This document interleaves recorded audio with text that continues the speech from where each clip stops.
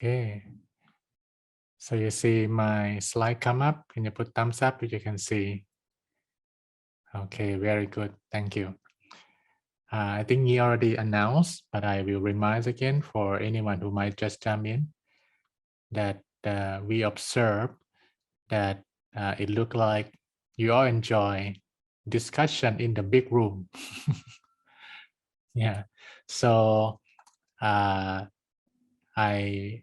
will try my best to finish around 10:40, and then you will have 15 minutes of that Q&A, and we hope we can finish on time at 11 in New York time, and then no more breakout session after that.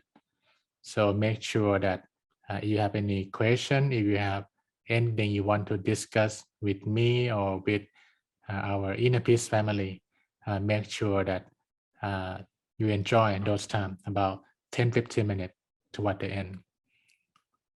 And I think today Phil, right, our moderator today, yeah, Phil will take care of all those comments and questions.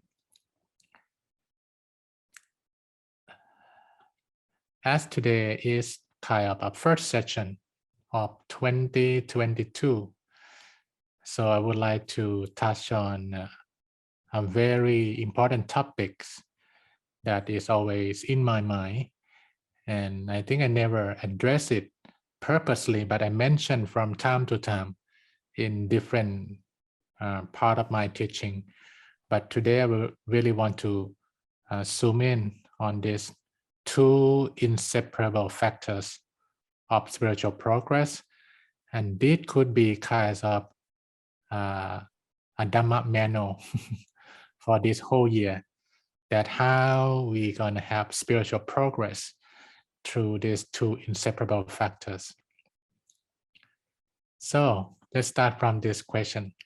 What qualities could be considered spiritual progress? Yeah, what do you think? Yeah, with your practice, 1 year, 5 years, 10 years or more. Yeah, you can chat in the chat part that what do you think to be considered spiritual progress in your understanding? Yeah, and yeah, we can share that among our friends. That what is that? That okay, this is my spiritual progress. Okay, thanks Sonja. Sonja said consistency and patience. Yeah, that's it. Okay, you can enjoy sharing more. And Miss Yi, maintain peace of mind. Sure. Sadhu. Let's take a look on this kind of well-known Maslow, right? And you will see that it starts from physiological, that physical, right? And after that, up to the top, safety, love and belonging, esteem, self-actualization. It's all mental feeling, right? Feel safe, feel love and belonging, feel esteem, that you have done something good and you have that feeling inside that you can respect, right? Yourself. And the last one, self-actualization. Who am I? Why am I here in this world? Yeah, I think this is might be one of the known and interesting chart to take a look on your spiritual progress. Physical is just one. And if you study 5 aggregate before, it's interesting that Buddha also have something in that line, that in the 5 aggregates, the physical part is just one, and another 4 is all mental, is all invisible. So look like the invisible part is bigger. Yeah, but we don't see it too much with our own eye. And in this Maslow hierarchy need, the non-physical one is much more deep and bigger. Yeah, you might see this before, but it's kind of very powerful. Among there are these 2 kinds of happiness. What 2? The happiness bound with acquisition and the happiness without acquisition. Of these two kinds of happiness, the happiness without acquisition is foremost. Spiritual progress, for sure, need to go beyond things, need to go beyond title, need to go beyond acceptance from other people. Because no matter how much you have, yeah, this kind of extreme example of acquisition that, oh, this is happiness, have that all those convenient, but it's under this three universal characteristics that you cannot find spiritual progress through those acquisition. It's impermanent, it's suffering hidden, it's non-self. I think I shared with you before that I met with one like a Singaporean billionaire. I cannot mention his name, but he had 13 Ferraris. 13, not one. 13 Ferrari. I saw it with my eyes. And Bentley, and then 20 Harley Davidson. Yeah. You know what happened? He cannot sleep at night. No surprise. No surprise. He should donate, all those luxurious things and help kids, help people who don't have. That will help put him sleep better, right? More thing, more worry. Yeah, the bigger asset, the bigger, no matter what number, it comes because you know it might be gone. It might be gone. Not safe, like a bigger house, bigger car, bigger whatever. It might be gone. And that is the fear that you cannot really be peaceful spiritually with that. So it's clear. Buddha mentioned happiness with acquisition. With acquisition means you need to do something to gain it, to acquire it. Not very firm for spiritual progress. Impermanent, Anijja, suffering hidden, Dukkha, and then non-self Anatta. It might be just gone. And then that is the reason Siddhartha look for happiness without acquisition. Just be there. Pure mind. Happiness come. And no one can take away if you not allow. And that's very powerful realization from Prince Siddhartha, who was supposed to acquire so many things, right? 3-season palace, emperor title, and he see the reality.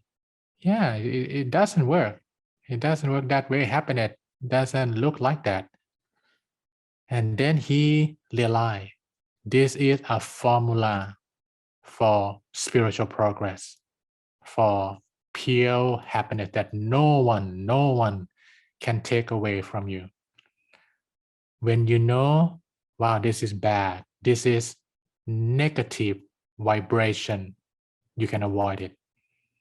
This is so good, this is positive vibration, person, situation, or even piece of information that will make you have wholesome day positive. Then you take it, avoid bad, do good, and purify the mind. Yeah, that is spiritual progress track laid down by the Buddha. You want to be happier, spiritual grounded, confidence in life, avoid bad, do good, purify the mind. Yeah. And you might achieve the understanding of this quote that I oftenly show. Peace of mind surpasses all kinds of happiness.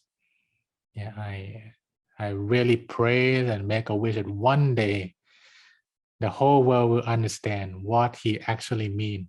Peace of mind surpasses all kinds of happiness. It's profoundly simple, but very deep. And we can fix climate change.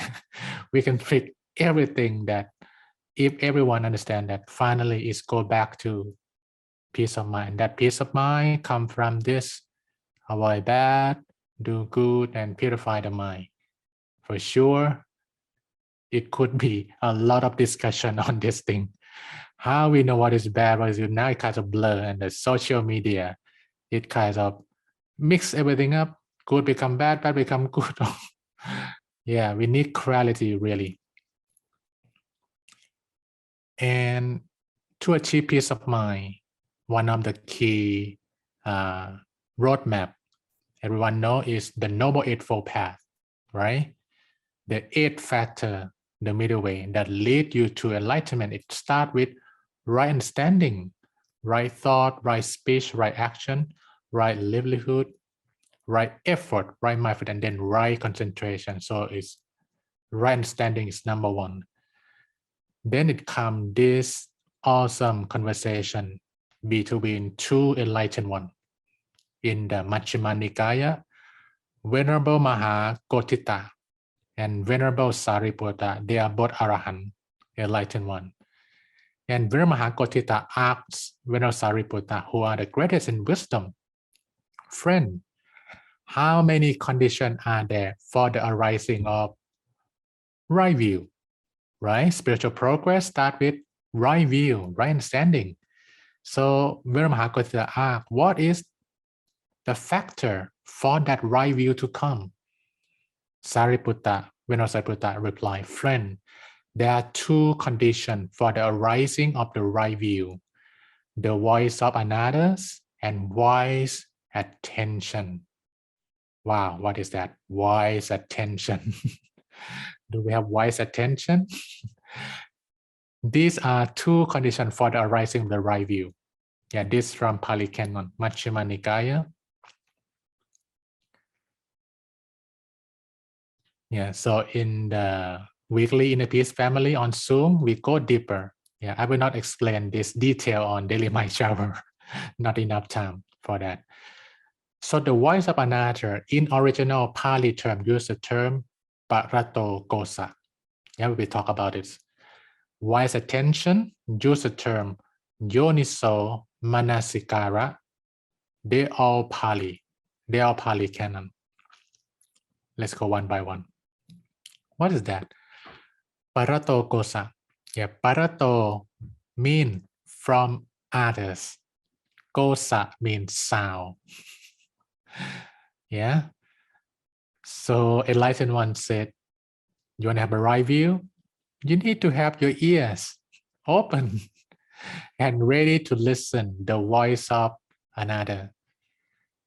And then it comes, okay, and you might have some curiosity a bit that there's so many voices, there's so many sound out there. So what is the criteria that this is the good one? I should listen. This is not kind of wow. No, not spend too much time on that. And I think we spend a lot of time on the media, on our phone. Yeah. Buddha has this 7 quality of a good friend. A good friend. And we need to apply it to the modern day. That our good friend is who? At home, at office, or even on social media. Yeah. You might be quite familiar with the 30th blessing, right?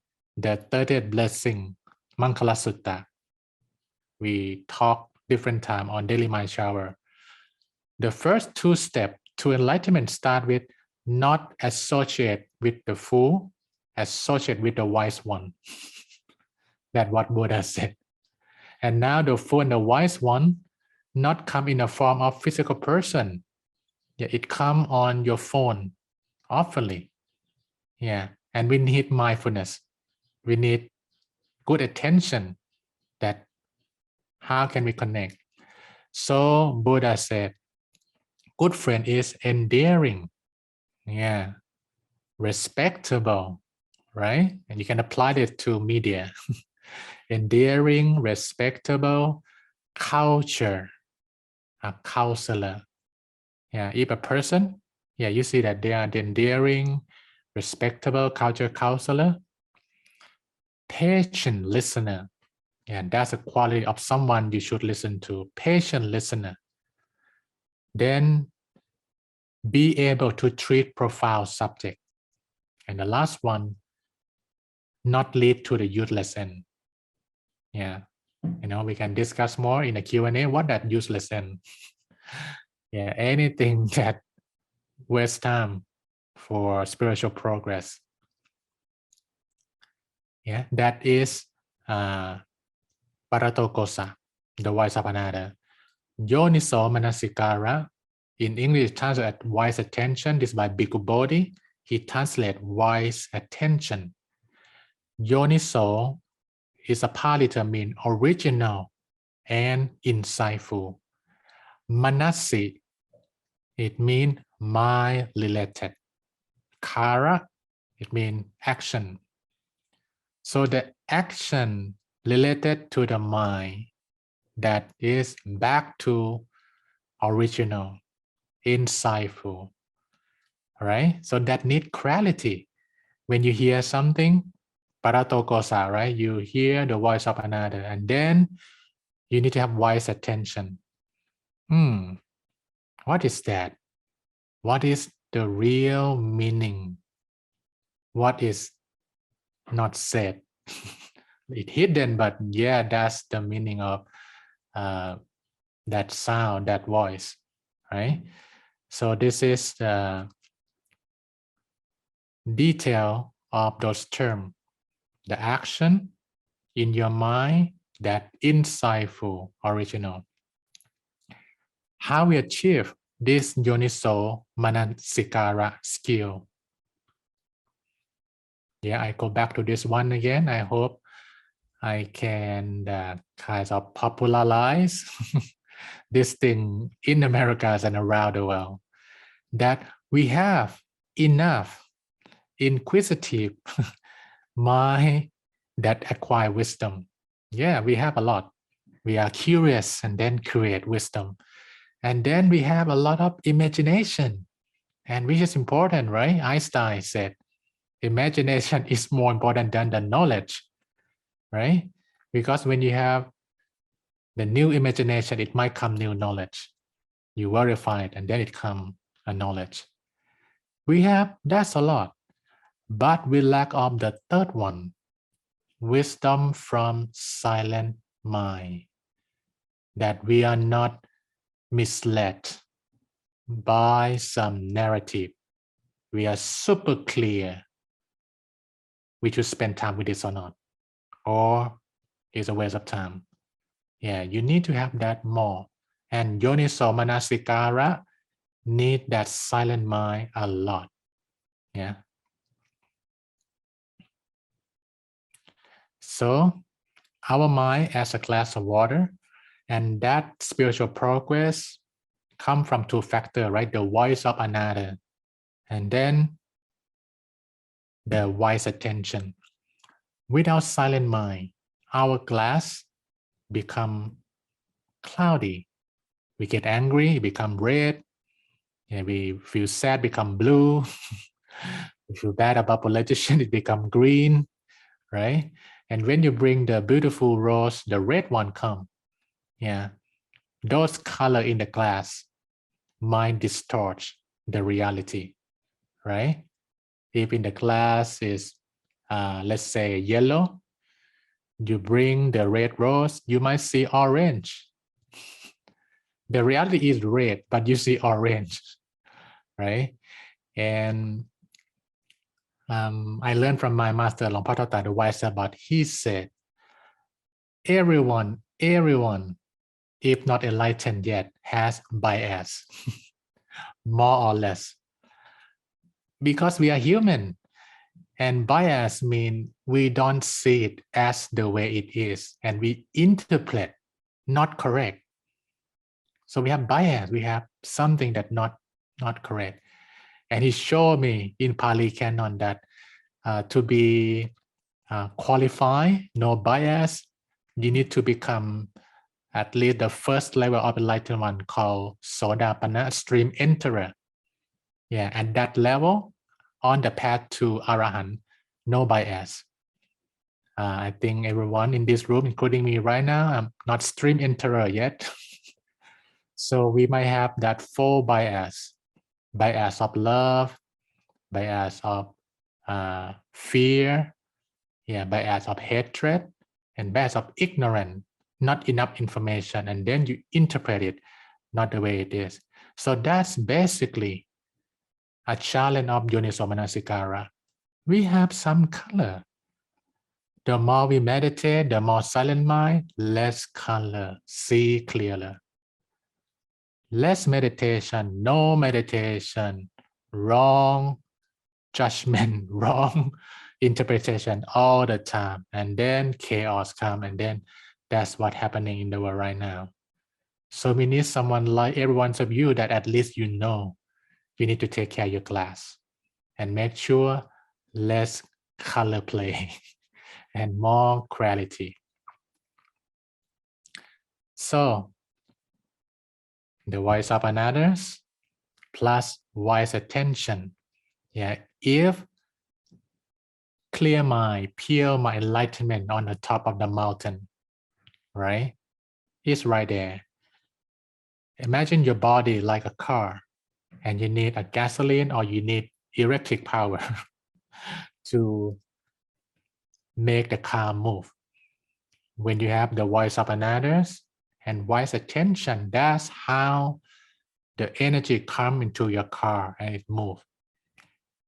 If you have a lot of voice of another, but no wise attention, you cannot really apply it into your life. But if you have wise attention, but you're not enlightened yet, and then your scope of knowledge is limited, then it's hard. Right now, I'm in the work of trying to develop how the middle way teach. The middle way mean our organization.